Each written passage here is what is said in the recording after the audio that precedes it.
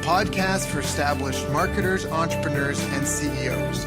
The ones who want to join me in my mission to create 200 new multimillionaires who solve world problems with entrepreneurship. If that's you, then this podcast was created to give you access to the tools, training, strategies, and tactics you need to achieve multiple seven-figure profits as soon as possible. This world needs the best business you can build, so please get ready, open your mind, believe you can do this, and let's build a better world together for future generations.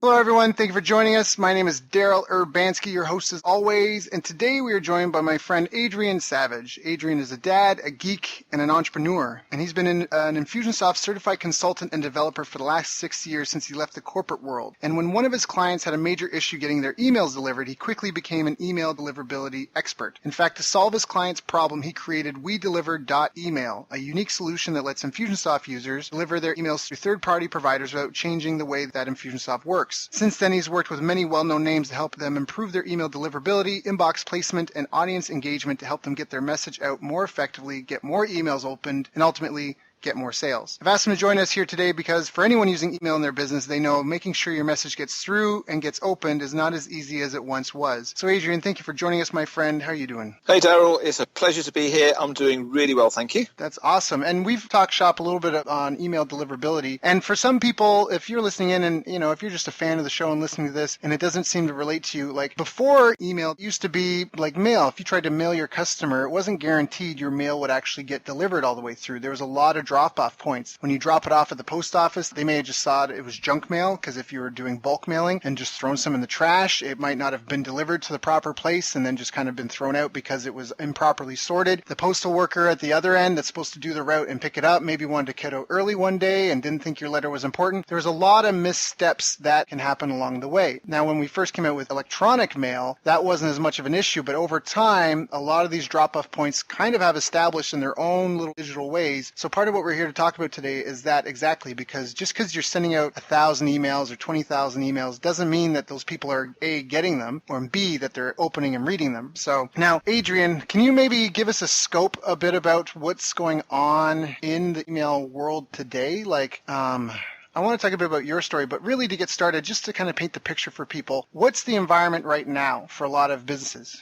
Whoa, okay. Now, the greatest comparison I normally make with email deliverability is it is a little bit like search engine optimization or SEO. You know how everyone's always playing this game to try and stay one step ahead of Google and try and make sure they're on page one of the rankings and all this kind of thing. Mm-hmm. And the really scary thing is that getting your emails into the inboxes of your audience is probably now even tougher than keeping ahead of Google with SEO. It's reached the point where the landscape is shifting, maybe not on a daily basis, but, weekly, monthly, there's little changes, and for so many reasons it's just getting harder and harder to get your emails open and read by your audience. So it is really just around not necessarily keeping one step ahead of things, because as long as you do the right things then you're going to have success, but it's more around just understanding how the system is changing. And we're talking billions of emails every day are being sent around the world. And the reason it all went wrong in the first place is because of our favorite topic called spam. And if it wasn't for the fact that all these really shady characters out there trying to sell their, all the things, your phishing emails, your fake emails, your scams, your Viagra adverts, all this kind of stuff. And because of the proliferation of that, everyone's had to put defenses up against, emails that you don't want. And the result of that is sometimes the legitimate stuff doesn't get through, or because it might look like it's not legit. And then the other challenge, of course, is that, when I started, I've been in the IT world for 35 years or so now. And back in the early days when email came out, it was like it was a novelty and nobody used it. And if you got an email, you read it. Whereas now, I have a fairly quiet inbox and I get maybe 200 mails a day. And I'm sure not going to read all of them, because even though they've come in, they've got through the spam filters and all the rest of it, then I just don't have time, and most of them don't capture my interest. So I'm only going to open the mails that I really want to see. So you put all that together and it's getting harder and harder and harder to actually get your emails to the point where they go out to your audience, they see them, they open them, they read them.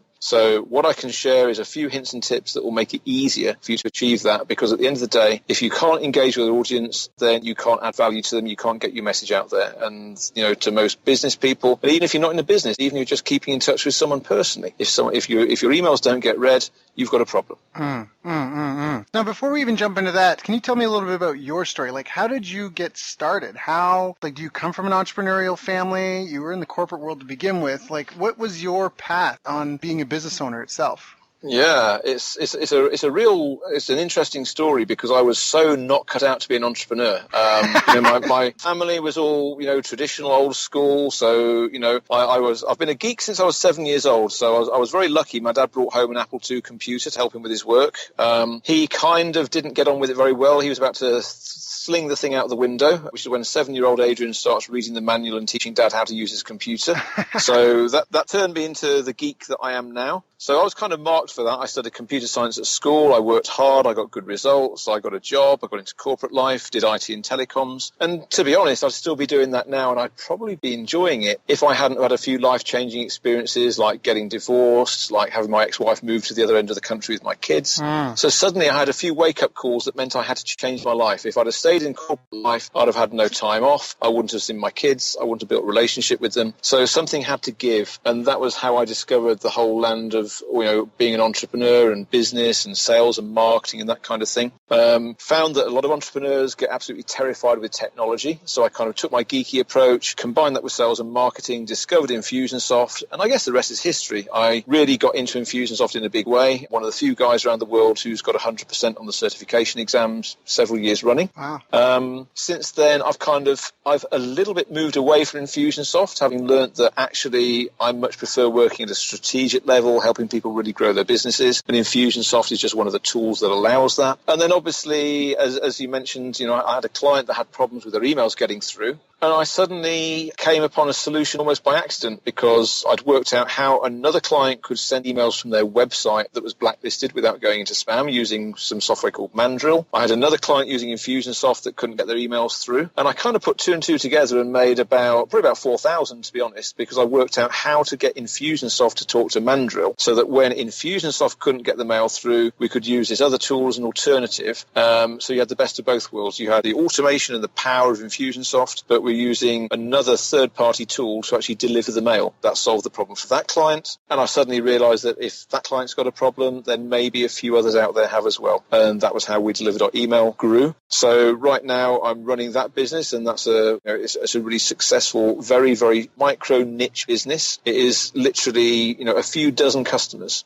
So there's not many people that need it, but the guys that need it, it makes a massive difference for them. I'm still doing my general consulting, and I'm also doing a lot of work now as an email deliverability. I use the word expert loosely, because I hate anyone who brands themselves an expert. I'm not an expert. I'm just a guy who's done a hell of a lot of research, learnt what I can, and whatever I learn, I'll share with as many people as I can to help them. So if that makes me an expert compared to some people, then that's cool. But from my perspective, I'm just learning what I can and sharing that as widely as possible. So what have been some of the greatest challenges for you in your business career, and how have you overcome them? Oh, the biggest one, without a doubt, was overreaching. I was trying to do too much too quickly, getting some grand ideas, building a team, and I wasn't ready for it. So that was probably the biggest challenge, because before I knew it, my costs were outweighing my revenues, all this kind of thing, and the business had a very tough time. I had to make a very tough decision to scale it right back and just start to focus on one thing at a time. And that, coincidentally, that was about the time that We Deliver was born as well, just when I was, pretty much retreating back a bit, licking my wounds, working out how to be more successful than I had been. And it was almost by accident that, it is sometimes it's interesting how the right thing comes along at the right time. But I was just ready to do something slightly different, slightly new. And that's when the opportunity came to solve this problem for my client, which, I'll be honest, it took 6 months of blood, sweat and tears. But by the time I'd got to the end of that, then it was very clear that I had a product that I could market as well. So whereas I was mainly intending to stay doing consulting and marketing advice and things like that, then this opportunity came, and I was just lucky enough to see the opportunity and have, I guess, with apologies to Liam Neeson, I did have the right particular set of skills that let me build the solution. I love that. And so what I love about this and what the audience should be listening to is that you solve one person's problem and then found a way to make it scalable, that you could do that for thousands of people. Yes. I love that. Absolutely. Because that's the quintessential thing. There's a lot of people that have grandiose visions of solving a million people's needs, but at the end of the day, it's one customer at a time. And then thank goodness, because of technology and that, we find ways to multiply and scale ourselves. So I just love that, because you focus on solving a problem, not so much of a market. And then now you've got a problem, and now you're going, who are the people that suffer from this problem, and which ones, do I want to deal with? Because that's the thing. Yep. You know what problem you solve, and there's a whole host of people that have that problem. You get to cherry pick the types of customers you want. So I really like that. And I liked how you talked about focus. You said you focus on one thing at a time. I got a favorite acronym for focus: follow one course until successful. Focus. Follow one course until successful. Do less, better, and to completion. That's such a great thing. Absolutely. And the thing is that is an antidote to a horrible disease called entrepreneuritis. Mm-hmm. And every entrepreneur I've ever met at some point or other becomes a shiny penny chaser. And there's always one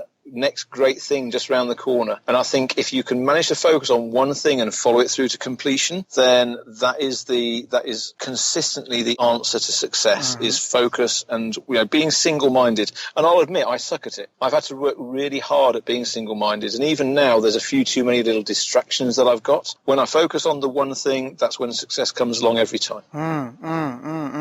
Yeah, I think that's so true. So what would you recommend to people who are starting out and struggling in their businesses? I think it is. It's a variant on what we've just said. It's pick one thing and become brilliant at it. That's the most important thing. At the same time, though, and this is the thing that really tripped me up for a long time, is you have got to be supremely confident that you can do it. I think it is way too easy to allow yourself to get in your way, to not have the confidence. It's not good enough to think you can do it. You have to know that what you are doing is going to be successful. Yep. Anything less than that, and you're setting yourself up for a big fall, because you've got that bit of doubt at the back of your mind that someone's going to find you out. And I'll be really honest, it's been a massive challenge for me, and I've had too much self-doubt for too long. And it was only when I reached the point when I could deal with that self-doubt, when I could start to choose to ignore that little crazy person in my head telling me that I couldn't do this, and start to really, truly believe in myself and have supreme confidence I could do it. That's when it all starts to come together. And the more I practice that, the more successful it becomes. I think that's so powerful, because if you don't believe in yourself, why should anybody else believe in you? Yeah, right? Absolutely. And the other thing that, if anyone here is listening to this and they feel like trapped in that, something that helps me from time to time is, if I ever feel like I'm getting that way, it's not about you. You have to remember that it's not about you at all. It's about the other person and their problem. Yep. And I mean, if I'm suffering from a problem, if my neck was bleeding and someone who's not a trained professional was willing to try to help me and get me to the hospital, right? I don't really care. Do you know what I mean? Like, let's go. I don't care you're not a doctor. Yeah, hold the towel on my neck. Let's go. Yep. Like, it's not a question of that. And so a lot of people forget that, is that if you're in a nice to have category, move to a need to have category. That's where it's focused on the problem, because if you're problem oriented, you're a need to have for somebody. And when you're a need to have, their neck is bleeding because they need to have it. Yep. And so it's not about you, it's about them. And it's about the problem that you're trying to help them solve. Yep, so all these feelings of inadequacy and all that sort of stuff, they can go out the window, because you are just there to serve. So it's the same thing. I mean, you're allowed to charge a fee because you're entitled to earn an income. You are worth earning an income. That might be something you have to address on a subconscious level. But beyond that, just, hey, I want to help you along the goal. I might not be the only person you come to for help, and I may not be the last person you come to help for this,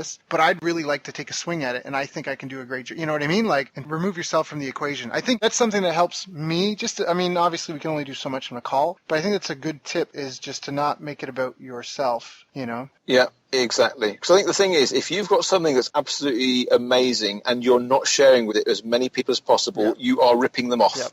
Yep. It's as simple as that. If you've got something, then it is your duty to share it in whatever way that works for you. And, going back to what you said about money, I know that some people have, they have money issues. I certainly have in the past. And again, the way I look at it now, I'm going to put the value out there. And when I do a good job, then I get rewarded. Money is nothing more than a round of applause for a job well done. Mm-hmm. So I'm just going to do the best darn job that I can. Mm-hmm. And then when that gets recognized, then, hey, I'm open for that round of applause. It's as simple as that. Mm-hmm. Mm-hmm. And I'm going to keep on doing a really good job. That's it. So well said. So now, what do you see are some of the greatest mistakes you see your clients and entrepreneurs making in terms of like email marketing? Being scared to let go. That is the biggest mistake out there. What does that mean? And what I mean by that is, supposing you've spent years and years building up your email database, and it doesn't matter whether you've used Infusionsoft, MailChimp, Aweber, it doesn't matter. Imagine you spent all these years building up this email database, and then someone like me who claims they know everything comes along and says, right, you've got to delete half of your contacts out of your database now. Because if you don't do that, you're going to lose the ability to communicate. And people look at me as if I'm mad. Mm. And there's a massive, massive terror that comes along at the prospect of, hey, you're telling me I can't mail half my list anymore? Mm-hmm. And the reason, I'll come to that in a little bit, but bearing in mind you have to be able to let go sometimes. You have to recognize that some people just don't want to hear from you anymore, and you have to let them go. And that is probably the biggest mistake people make, is that they won't let go of it. And I'm a little bit of a sexist joke here. But you know how it's always the guys that say that size doesn't matter? Yeah. Strangely enough, it's the same guys that will not let go of their email list, and they're all about the size of their list, not the quality. And maybe it's a coincidence. Maybe I'm being a bit unfair on the guys, but my female clients seem to be much more pragmatic and much more willing to cull their list if it means they're going to get better results. Right. But it is an interesting one, because it's one of these cases where really and truly less can be more. So why am I deleting half my list? Like, if you give me a good reason, I will, but why? Okay, sure. So this all started to change. I first learned about this, it's probably about 6 years ago, when I was just first getting into Infusionsoft, and the phenomenon of engagement scoring was in its infancy. It was something that Google and Gmail had just started to do. I'll explain briefly how it works. Imagine you're sending 10,000 emails out. So you've got an audience, you've got 10,000 people on your list, and you're going to send an email to all 10,000 people. Now, these days, probably a little bit more than half of your audience will be using Gmail or G Suite or one of the Google email tools to manage their email. And that's quite scary, because it means that Google can see pretty much half of all the emails that are going around the world. And what that allows them to do is it allows them to start crowdsourcing engagement data. And what I mean by that is that they can start to keep tabs on all the different email senders in the world and work out who's sending out junk and who's sending out stuff that people really want to read. And imagine you're sending out emails to 10,000 people and only 500 of them actually open that email. Mm-hmm. What that's doing is that's telling Google that pretty much there's a load of rubbish being sent out there that nobody wants to read. And then imagine if that same person keeps doing that day after day, week after week, month after month. Google's going to be watching that, and they're saying, dude, no one wants to hear from you. Mm-hmm. And at that point, what Google's going to do is, if this happens long enough and the engagement stays low, then Google's going to say, I think this is a load of trash. I'm going to start putting it into the spam folder. And it's all done on the behavior of the audience. It doesn't matter how good that email is. If people aren't opening your emails, then Google is going to spot this, and they're going to start taking action, and they're going to penalize you by, it might be that you just end up in the promotions tab, or it might be that you end up in the spam folder. And it is very much down to what the behavior is of your audience. And Google pioneered it, but,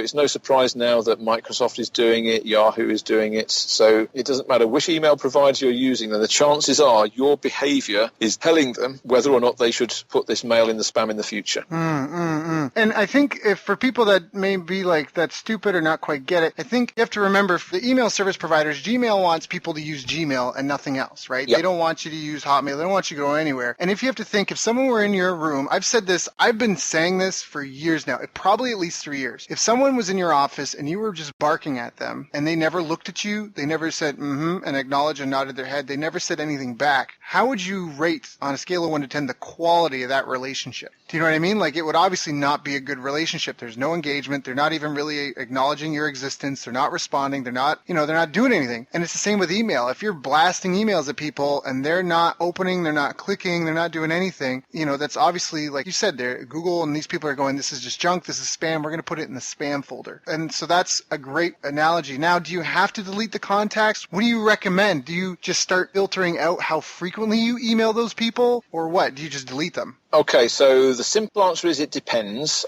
The slightly more detailed answer is that the big thing is how good you are at keeping your database clean and up to date. Because one of the issues that you've got is if you just keep mailing people and let's suppose their mailbox becomes inactive or something like that, they close their Gmail account down or something, that email address is going to stop working. Now, if you're using any decent email marketing tool, then it will realize this and it will stop you from sending mails. But supposing you don't send emails out very often to your audience, then it might be that if you wait too long, and we're probably talking 6 months here, so as long as you're keeping in touch with your audience reasonably frequently, you won't fall foul of this unless you're being a bit of a naughty boy or a naughty girl. But as long as you're removing people with dead email addresses from your list, then you're not going to trigger spam traps and things like that, because what all of these providers will do is, supposing I've got an email address at Google that is just adrian@gmail.com or something like that, and I stop using it, then Google are going to wait 6 months, and then maybe after 6 months or so, they're going to reopen that email address if no one else has claimed it. And what they'll be doing is they'll be looking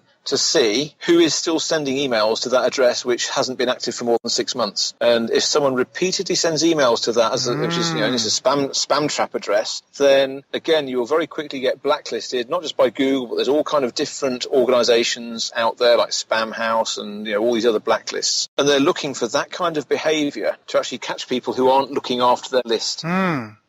So that's one of the reasons why you should actually delete people. But as long as you're mailing slightly more often than that, what you need to be doing is just looking at who is opening your emails and how often. Because as an example, if there's someone who hasn't opened a single email for you for 3 months, then something's gone wrong. They're either not interested anymore, or they're all going into the spam, or whatever it is, but they're not seeing your emails. Now, those guys, by continuing to mail them, you're giving Google the chance to realize that they're not engaged with you. If that's a widespread issue, you're going to find that it becomes a vicious circle, because the fewer people that see your emails, the fewer people will get them delivered to. So what that means is, at that point, yes, certainly you should stop emailing in general. And this is where the purpose of something called a re-engagement campaign might come in, because it's not unreasonable to give people one last chance. It might be that they just got distracted and maybe they're seeing your emails come in and they're just kind of ignoring.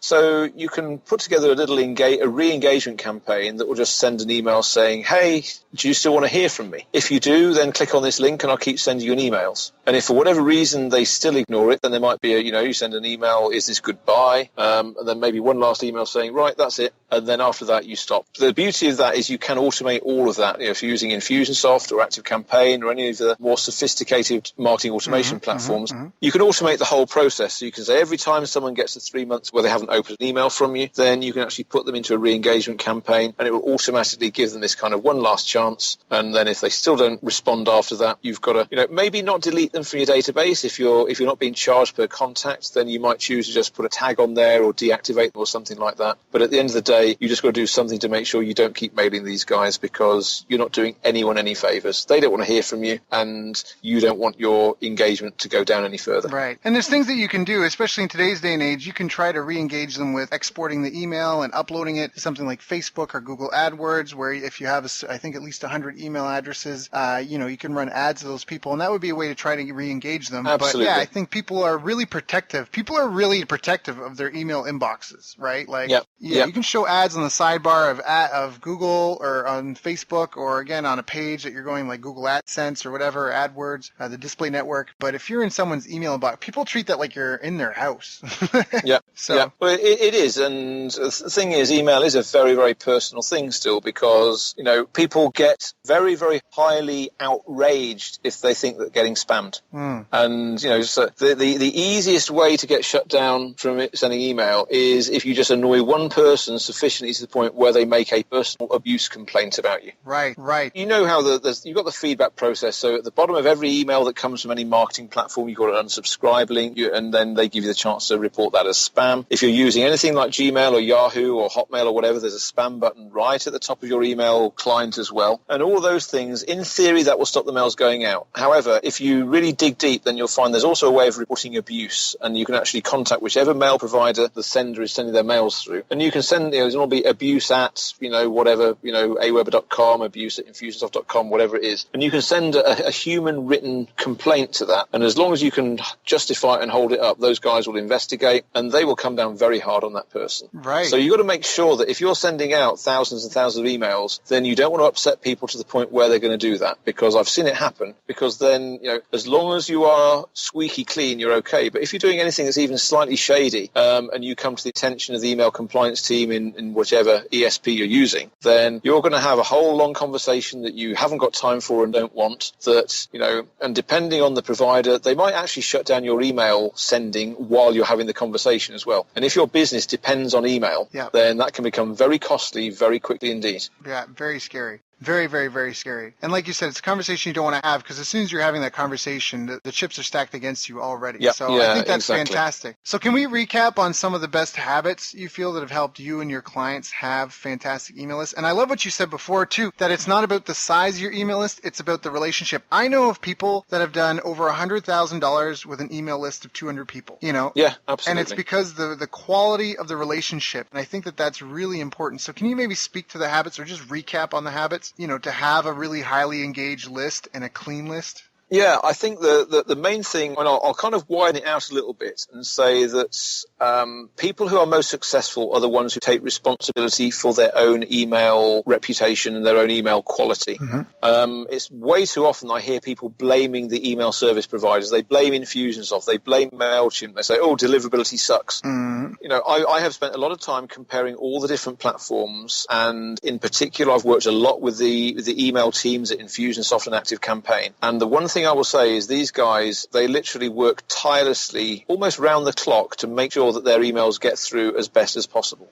And there is nothing that these guys aren't doing on your behalf to get the emails out there. Right. So anyone who starts coming along saying it's Infusionsoft's fault, then I will agree that maybe one time out of 100 there might be a specific scenario where the provider has got a problem, either that affects your specific audience or maybe everybody, but that's a rarity. But most cases it is down to the quality of the emails. People think that there's a deliverability problem, but actually in most cases it's just that because of the way that you're sending your emails, then the Googles and Hotmails of this world are just deciding not to put it into the inbox. There's a very big difference between a deliverability problem where the emails literally aren't getting as far as Gmail versus an inbox placement problem where it's got as far as Gmail and Gmail's just decided, hey, I'm going to put this in the spam. Right.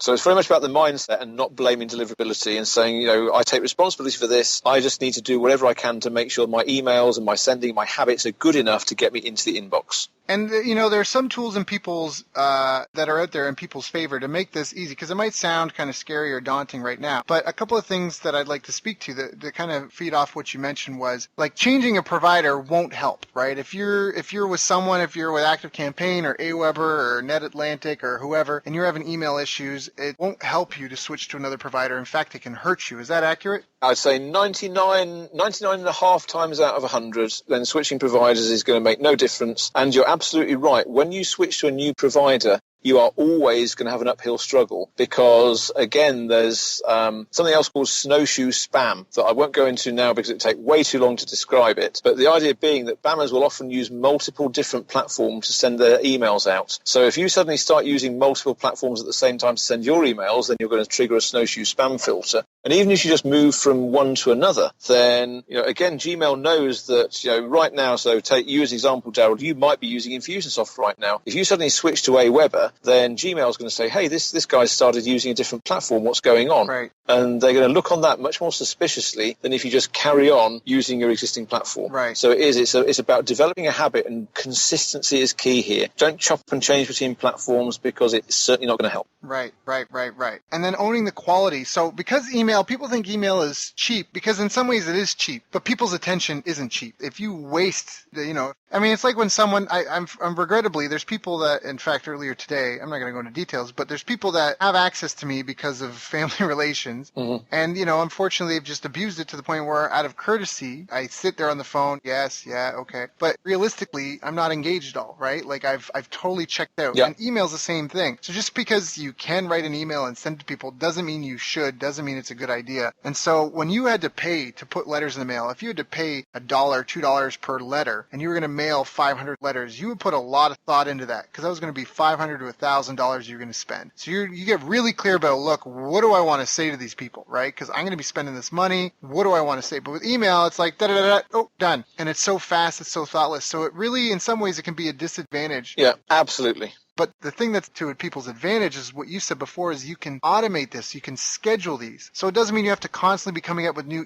I mean, you do need to constantly come up with new emails, but you can come up with a good topic, a timeless thing, something relevant, catchy, interesting to the person and the end user. And then you put that in your responder so everybody gets that on day 10 or everybody gets that on day 42. And so now you don't have to constantly be the hamster in the wheel, so to speak, every time somebody signs up, every time somebody buys your product. You can already have those emails pre-written to go out. And so that's the one thing that I think is to our advantage right now. But it sounds like for a lot of people, there's going to be a continually uphill battle, because I think people are just going to crack down more and more and more on these, like you said, on these people that are just kind of wasting people's time. And yeah, absolutely. And going back on what you've just said there, you've really hit the nail on the head in that, yes, it's possible to automate all that stuff. And the thing is it's with you've got a lot of power there, and with power comes responsibility, because it's way too easy. And this is why I do love the more sophisticated platforms, the Infusionsoft Active Campaigns of this world that have real sophistication, because you can't just do a one-size-fits-all approach anymore. You can't just send the same stuff to everybody in the hope they'll all want to see it. You've got to be able to personalize the emails so that people are only going to receive the ones that they want to receive. Mm-hmm. So let's say you're running a pet shop, and you are not going to send an email about how to look after your dog to 5,000 people who only own cats. Mm-hmm. You just wouldn't do it. But at the moment, that's effectively what people are doing with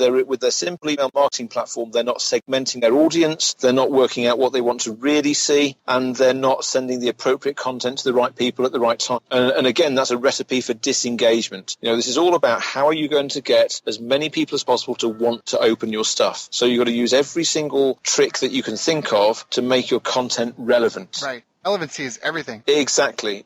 Because if it's not relevant, if they don't want to hear from you, they're not going to engage with you. Yeah. And again, it's going back to, the size is not important. It's the quality. It's, are you sending out stuff that people really want to hear? Right. Right. Yeah, the worst thing you can do is waste someone's time. Yep. Because if you do it often enough, they're not going to give you their time again. Yep, absolutely. And worse than that as well, in many cases, they won't even hit the unsubscribe button, because actually getting people to unsubscribe is really cool, because it means that you're not wasting someone's time. But the thing is, you're just going to be fighting against apathy. Yeah. So it's almost, you want to make it as easy as possible for your audience to unsubscribe when they've had enough. And in the meantime, just give them as much value as you can. Yeah. Yeah. That's so well said. So well said. So where do you see the future of this? Where do you see things going? Where do you see things evolving 5 years, 10 years from now? I think that email is really changing, and I think that it's already changed to the point where it's one of several different forms of engagement, because now we've got things like Facebook Messenger, we've always had things like text message SMS, we've got, people using various apps on their mobile phone, we've got WhatsApp. So I think,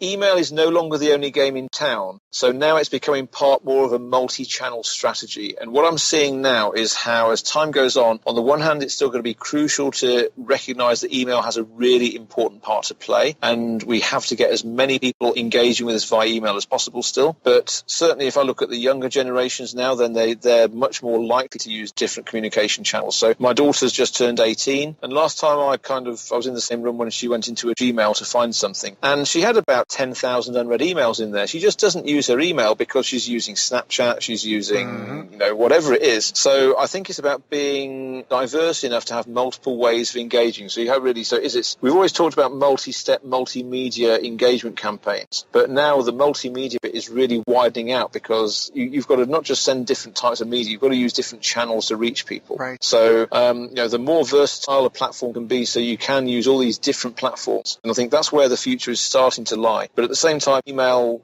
I can't see it dying anytime soon, because it's still, for many things, it's the best way of getting the message out. It's like, you're not going to send a job application via WhatsApp as an example. Right. So I think it's about get the message to match the medium and the channel. That's the most important thing. But recognize that as long as you continue to get into good habits and make the best of it, then email still has got plenty to do. And it is just, protect your reputation, work on your content, send the right stuff to the right people. All of those things, will make the difference. And sure, there's lots of techie stuff that you can do, but I'll always advise people to keep away from the techie bits until you've got your house in order, until the content is right, until you're sending things out that people really want to hear from you. So how do you have any tips on that? How do people make sure their content is right? Because an email, it's hard to gauge. It's not like a web page. I can set up a heat map, right? I can count clicks on my website. I can look at Google Analytics and see how long people are up on my page. How do I check my email? How do I validate the quality of my email content? Yeah, this is a tough one. This is where if I'm working with a private consulting client on their marketing strategy in general, one of the things I'm always going to put in there is to make sure they're using communications channels that allow two-way feedback. Because the only way you're going to find out, if you send out 10,000 emails and no one clicks the link, you won't know why. Right. You'll never know. So this is why I love things like phone calls, telemarketing, stuff like that. So if you've got a big audience, then maybe you've got to check in with a few people. Small audience, maybe you can ring them up a bit more. And I'm a massive fan of having interactions like that where it's actually one person talking to another. But that's kind of a side note. The other thing that I really advocate massively, and this is more difficult if you've got a big database, is actually encourage people to reply to your emails. Ask them questions, get them to engage with you. And I will share a little kind of power tip here. The most likely way to get people to see your email in their inbox is to ask them to reply to you. If someone replies to a message inside Gmail, Gmail sees that as one of the strongest indications that they want to still hear from you. Right. So, so sending out, because normally if someone sends out a survey by email, they say, click on this link or click here for this, click here for that, whatever it is. And sure, that's a sign of engagement, but it's not a great one. If you can actually get someone, if you can motivate them to the point and incentivize them to reply to you, then that's a massive indicator for Gmail that you're sending out quality stuff. Now, obviously, you've got to be careful not to shoot yourself in the foot here, though. If you send a mail out to 10,000 people and you say, reply and tell me what you think, or reply and tell me what you want next, then you sure as hell have got to reply to those replies. You can't just ignore them, because suddenly that's going to really upset people. So you've got to make sure you've got a system in place, an infrastructure, probably with real human beings, to actually do that, because while engagement is very important, I've seen this on Facebook and Twitter where you'll have a big business and they'll be posting, they'll be blasting lots of stuff out, they'll be letting lots of comments and replies to their Facebook posts, their Twitter posts, and guess what? They don't reply to any of them. And they very, very quickly lose credibility. So if you're going to do, it's a real ninja trick to ask people to reply, but you've got to make sure that you're ready to deal with those replies. And if you do that, then this is gold dust right there. There you go, words from the man himself. So I think that that's really powerful, and it does speak to engaging with people and having real conversations. And there's a tendency for people to not want to engage with their customers, not want to have to talk to anybody, to be able to be left alone in a room and just have money appear in their bank account and then be able to go do what they want with their family and friends. And the reality is that if that's how you feel, you either need to get out of that or need to find a place where you can come from a point of servitude where you really want to help people and engage with people and, do something you're passionate about. Yeah, exactly. Or just go get a job where you can clock in and clock out, because otherwise it's just going to be the bane of your existence. Yeah. A lot of companies are scrambling because their target demographics are aging. And so people who watch TV is an aging demographic. And that's a mass media channel. And unfortunately, a lot of the younger generation, they're going online. And there's YouTube, sure, but there's a ton of other niche video sites. And people are watching video on Facebook and all sorts of stuff. And they're getting really specialized. And it's hard. I remember I had an opportunity to speak with Greg Ranker from Guthy Ranker, the infomercial company that's got like Proactive and 101 other products, literally hundreds of millions of dollars per year. And they're trying to find a way to push volume online like they do with television. Television, they get one spot, they put it on a couple networks, and they're pushing like millions of impressions. Big money. Yeah. But they're aging. Yeah. They're aging. And they're nervous because they don't know what they're going to do to replace that. They don't know what they're going to do to replace that in 40 years. That's something that they're afraid of today. Yeah. And that's where, like you say, by taking these practices, by building a community, a tribe, by building a better relationship with people, you become magnetic to those people, right? When you become hyper relevant, people want to open your messages. They're like, dude, absolutely. You got to connect with this guy.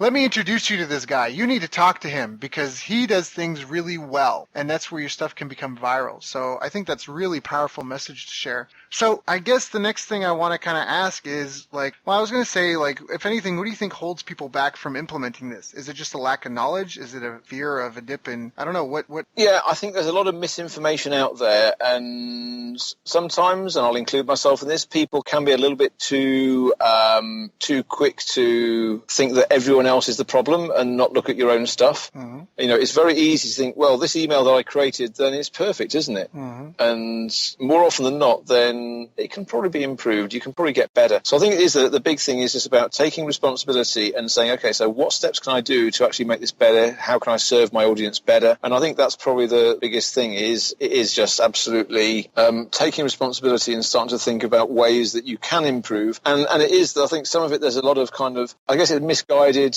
old world thinking where people are just thinking that the rules haven't changed from 10 years ago where you could literally blast out 10,000 emails and everyone would love you. And it has changed, and some people realise this. Other people, they see their open rates going down and they're saying, oh, it's just because the platform I'm using isn't as good as it is. But, in reality, they're declining everywhere, and unless you're doing something clever, you're not going to buck the trend.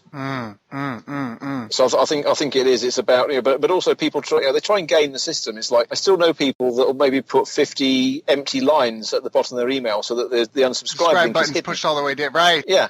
Right. Yeah, and it's like, why on earth would you do that? You're making it harder for your guys to unsubscribe, which means that instead you'll just get ignored, and there's just silly things like that people don't realise it's a bad thing to do. Yeah. But all they're doing is shooting themselves in the foot. A great quote comes to mind where don't wish it were easier, wish you were better. Yeah. Don't hide the unsubscribe button. Don't wish it were easier to keep people on your list so you can blast them. Wish you were better so people wanted to be on your list. Exactly. If someone doesn't want to hear from me, then I'm quite happy to let them go. On my, because I've built a very small niche list of Infusionsoft users that are interested in deliverability, and I've got maybe 700 people on that list. It's a comparatively small list, and every time I send an email out, I will get 3 or 4, 5 unsubscribes. Mm-hmm. But that's absolutely cool. I'm happy for that because it means maybe they're not using Infusionsoft anymore. Maybe they just don't like what I've got to say. But that's absolutely fine because it means that I'm not wasting their time anymore, and it's not wasting resources that I could be using elsewhere. It is just, get the value out there, and if the value's there, the day that I send an email out and suddenly 100 people unsubscribe, and I know that I've goofed big time and I've got to, raise my game. Right. But it's about keep an eye on the numbers because it is, a little tip I'll share is never compare your open rate with someone else's.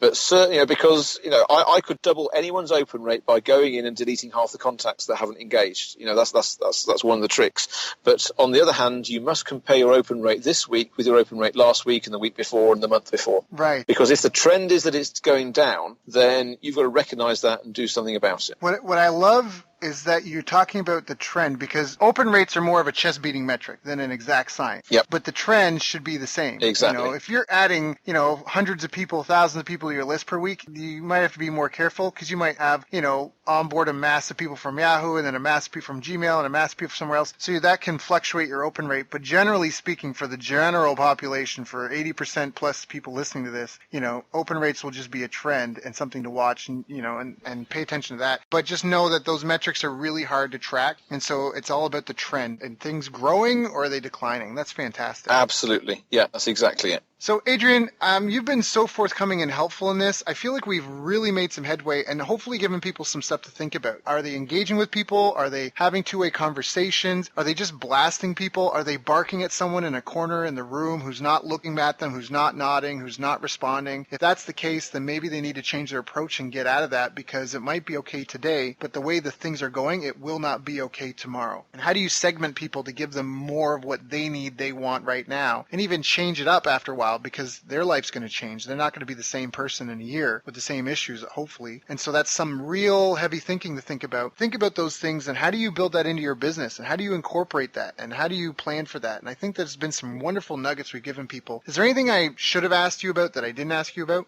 It's a tough one. I mean, I could talk on this for hours, days, weeks, months probably. What I'm doing, rather than try and cover one last thing now, anything like that, then it's probably a good time to actually share share there's a brand new free mini guide that I'm just launching. It's a series of emails all about email deliverability, inbox placement, showing you exactly how you can maximize your deliverability and engagement with your audience. And what I'd love to do, if you're okay, is for me to just share the link to that. Yeah, do it. I've actually got 2 bits in there. It starts off, then you can just put your name, email address in there, and I'll put you through the guide. But at the same time, I've also actually included a little email deliverability survey in there, because what I'm really keen to understand is, well, what are people seeing out there in the real world? What are your challenges right now that I maybe might not have covered yet? What trends are you seeing? What do you make of your platform? What are the particular problems? How can I help? I'd love you to just hop online, certainly request the access to the mini guide, and I'll start sending those emails out, and that's nice and easy. If you'd be willing to fill in the survey that comes as part of that, then that will really help me. And at the same time, I will help you guys by being able to actually tailor the content that I provide to match that. So again, it's a perfect example of practicing what I preach. I want to know what people need, because I'm then going to give it to you guys. And to get hold of that is really, really easy. You just need to hop onto the website, and the web address is just http://wedeliver.email/guide. I'll just repeat that. It's wedeliver.email/guide. And if you go there, then that'll give you everything you need to get you an even better chance to get your emails in front of more people, so they're reading your emails, they're engaging, and that can make massive difference to the business. And I think that a lot of the principles we talked about, it's not just for email either. It relates to email as well as to any other communication that you're doing with your clients. It's just the channel might be different. There's tactical nuances to email for sure, but being relevant and interesting to your prospects and the people you're messaging, that doesn't matter whether it's Snapchat, whether it's Facebook, whether it's text, whether it's even in face-to-face and in person. So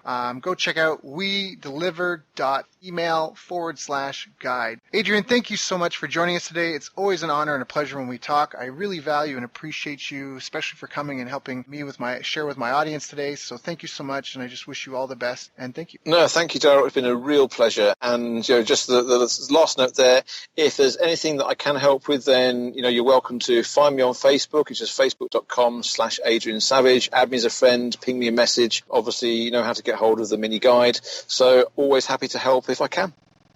You've reached the end of our interview. Now, first, let me thank you for listening. I appreciate and respect you more than you'll ever know. And now I'd like to ask you a couple of questions. First, what 3 lessons did you just learn? What 3 aha moments just jumped out at you? Second, what can you implement for yourself and your business in the next 24 hours? Third, what can you give to someone else to help you with, or give them to just do it for you? Whatever it is, remember, taking action is the secret sauce to results. Now, if you think this interview would be helpful for a friend, please give them a link to it. It'll help them, and it'll help me too. I'd also like to invite you to help me find out more about the challenges you're facing, your dreams, your goals, and how I can help you overcome what's holding you back. We both do better when we know better, and your success is my success. So please reach out and interact. You can visit our website, bestbusinesscoach.ca for Canada or California, where I'm from and where I'm living.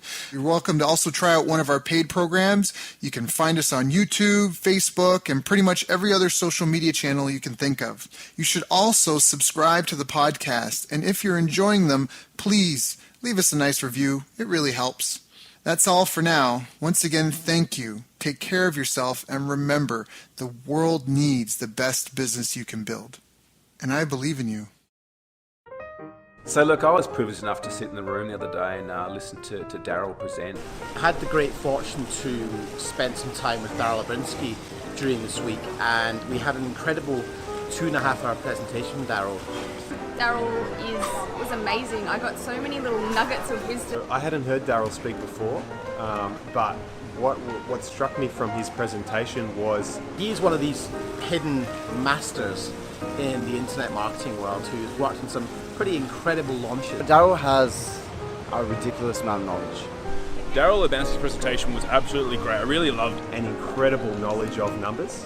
He is a very articulate, very knowledgeable, very advanced marketer. Well, he talked a lot about keyword tools and how to research your niche. So it really created a lot of predictability around moving forwards in our business with the marketing and sales aspect, which is so important to any business to really see it grow. Where he walks you through step by step How to judge in detailed form how much money you could potentially make from a market based on AdWords, keyword research, and putting together quite complex Excel spreadsheets.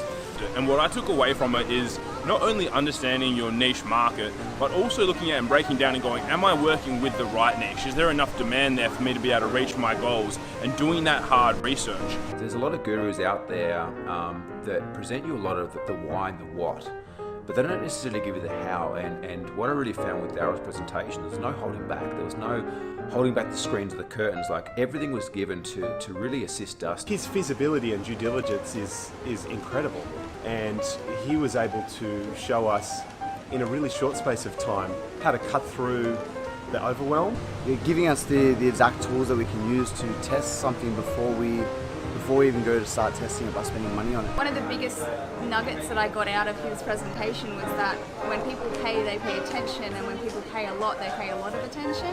I just love that. I think that's a great way to look at how to price yourself. And he was a great speaker, lots of energy, and it was really great to spend time with him. Honestly, phenomenal presentation. I would love to catch up with him, next time I'm in this part of the world.